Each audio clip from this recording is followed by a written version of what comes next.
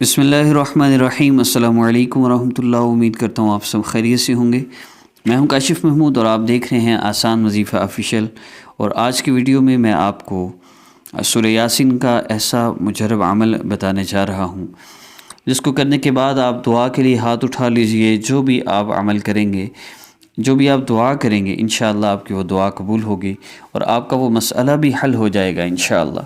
عمل کی ترتیب کی طرف بڑھتے ہیں۔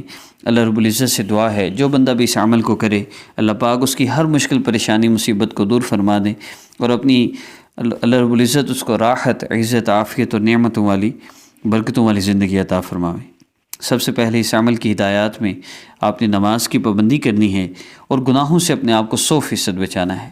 جو بندہ اپنے آپ کو گناہوں سے نہیں بچاتا، اس کے دعاؤں میں، اس کے اعمال میں، اور جو بندہ نماز کی پابندی نہیں کرتا، اس کے بھی اعمال میں سے تاثیر نکال لی جاتی ہے، اس کے اعمال میں وہ فائدہ نہیں رہتا، اس کو اعمال سے وہ فائدہ نہیں ہوتا۔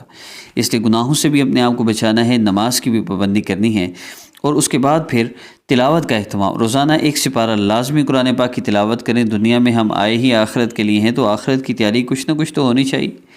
اور صدقہ دیں، چاہے 10 روپے ہی کیوں نہ۔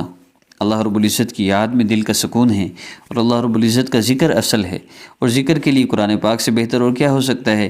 تو آپ نے کرنا کیا ہے؟ نبی علیہ السلام نے فرمایا، اے میرے صحابی، جب تم اللہ رب العزت کی عظمت اور بڑائی بیان کرو، اس کے بعد جتنا ہو سکے مجھ پر درود پاک پڑھو، پھر جو چاہو اللہ سے مانگ لو۔ آپ نے سورہ یاسین کی تلاوت کرنی ہے صرف 1 دفعہ، کسی وقت بھی کر لیں دن میں، اور اس کے بعد آپ نے سورہ یاسین کی تلاوت کر لی۔ اب 11 مرتبہ کم از کم درود پاک پڑھی۔ درود پاک سامنے شو ہو رہا ہے، ان میں سے کوئی بھی آپ نے درود پاک پڑھنا ہے۔ اور درود پاک میں آپ نے اس چیز کا خیال رکھنا ہے کہ ابتدا میں بھی کم از کم 3 مرتبہ ہے، زیادہ کی کوئی حد نہیں، اور انتہا میں بھی 3 مرتبہ ہے، زیادہ کی کوئی حد نہیں۔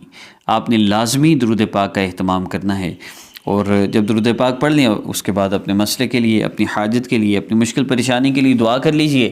اور دعا میں آپ نے اللہ رب العزت سے عرض کرنا ہے، اللہ آپ نے اتنے احسانات فرمائے، ایک احسان مجھ پر اور فرما دیجئے، پیارے اللہ میرا یہ مسئلہ حل فرما دیجئے۔ انشاءاللہ آپ کا بڑے سے بڑا مسئلہ بھی حل ہوگا، آپ کی پریشانی دور ہوگی انشاءاللہ۔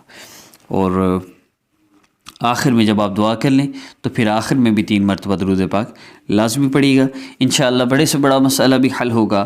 اور عمل کی اجازت کے لیے، ہماری حوصلہ افزائی کے لیے چینل کو سبسکرائب کر لیجئے، ویڈیو کو لائک کیجئے، اور اپنی آراء سے ہمیں کمنٹ باکس میں ضرور آگاہ کیجئے۔ آپ کا بھی کوئی مسئلہ ہے ہمیں کمنٹ کیجئے، آپ کے مسئلہ کے ریلیٹڈ بھی انشاءاللہ ہم وظیفہ اپلوڈ کر دیں گے۔ السلام علیکم ورحمۃ اللہ۔